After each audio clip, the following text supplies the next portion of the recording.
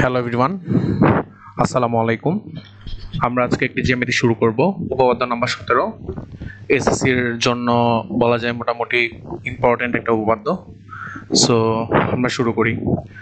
স্ক্রিনে দেখতে পাচ্ছ যে এখানে একটা বৃত্ত দেওয়া আছে। সো এখানে বলছে বৃত্তের কেন্দ্র ও ব্যাস ভিন্ন কোন জ্যায়ের মধ্যবিন্দুর সংযোজক রেখাংশ ওই জ্যায়ের উপর লম্ব। আচ্ছা, এটার মানে কি বোঝায়? মধ্যবিন্দুর সংযোজক রেখাংশ ওই জ্যায়ের উপর লম্ব। একটু চিন্তা করি তো আমরা।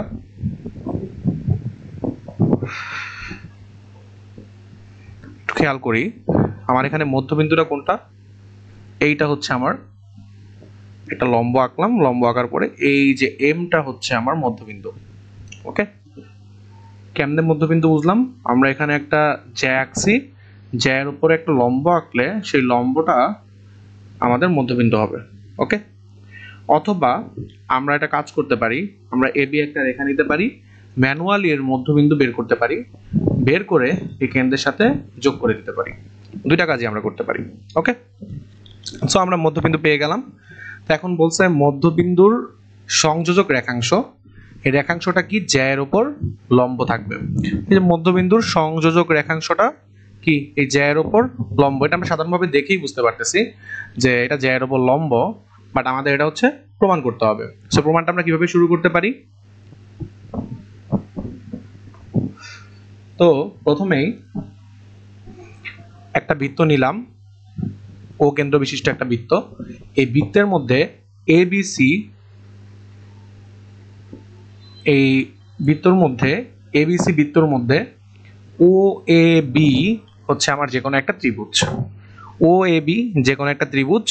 সো ও এ বিটা ত্রিভুজ হলো কেমনে? আমার এই বৃত্তের মধ্যে এ বি হচ্ছে একটা জ্যা।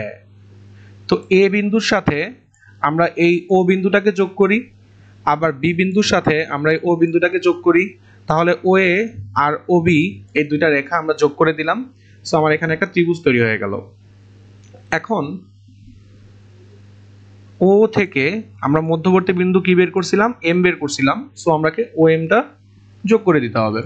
ওকে, সো আমরা এই ও এমটাকে যোগ করে দিলাম। ও এমটাকে যোগ করে দেওয়ার পরে আমাদের প্রমাণ করতে হবে যে ও এম রেখাংশ এ বি জ্যায়ের উপর লম্ব। ওকে, আচ্ছা, এখন আমরা অঙ্কনে গিয়ে কি করব? ও এ ও ও বি যোগ করে দিলাম। এখন ত্রিভুজ ও এ এম এ, মানে আমার একটা ত্রিভুজ হবে, এটা হচ্ছে ও, এটা হচ্ছে এম, আর এটা হচ্ছে আমার এ। এই ত্রিভুজটাতে আমরা প্রথমে খেয়াল করতে হবে এদের বাহুগুলাকে আমার তুলনা করতে হবে আরেকটা ত্রিভুজের সাথে। ও এম একটা ত্রিভুজ হইলো, আরেকটা ত্রিভুজ হবে আমার ও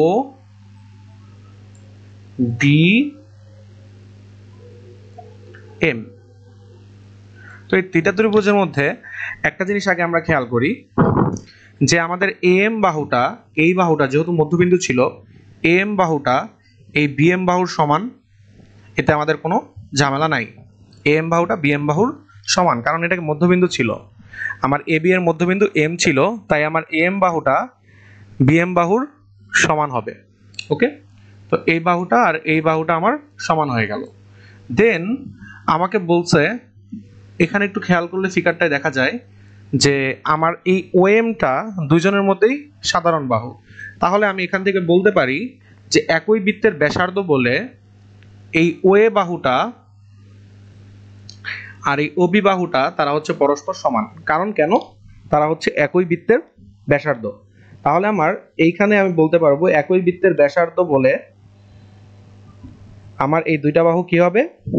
সমান হবে। এই দুইটা বাহু কি হবে?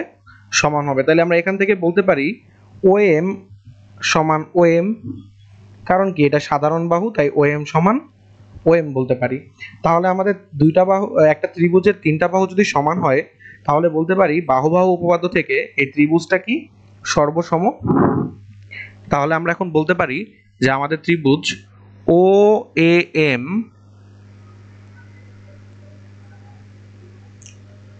সমান ত্রিভুজ ও বি এম, এই দুইটা ত্রিভুজ হচ্ছে আমাদের সমান বলতে পারি। এখন দুইটা ত্রিভুজ একটু খেয়াল করি, দুইটা ত্রিভুজ যদি আমাদের সমান হয়ে যায় তাহলে এখান থেকে আমরা বলতে পারি যে এদের যে অন্তর্ভুক্ত কোণটা আছে ও এ এম, মানে আমার এই কোণটা ও এ এম এই কোণটা আর ও বি এম এই কোণটা পরস্পর সমান হবে। একইভাবে বলতে পারি আমরা ও এম এ মানে এই কোণটা আর ও এম বি তার মানে এই কোণটা, এই দুইটা কোণ হচ্ছে পরস্পর সমান। তাহলে আমি এখানে বলে দিলাম এই কোণ দুইটা হচ্ছে পরস্পর সমান। আশা করি এই জায়গা পর্যন্ত বোঝা গেছে। এখন দ্বিতীয় ধাপে যেহেতু কোণদ্বয় রৈখিক যুগল কোণ এবং এদের পরিমাণ সমান, তাহলে আমরা বলতে পারি ও M A O M B সমান এক সমকোণ।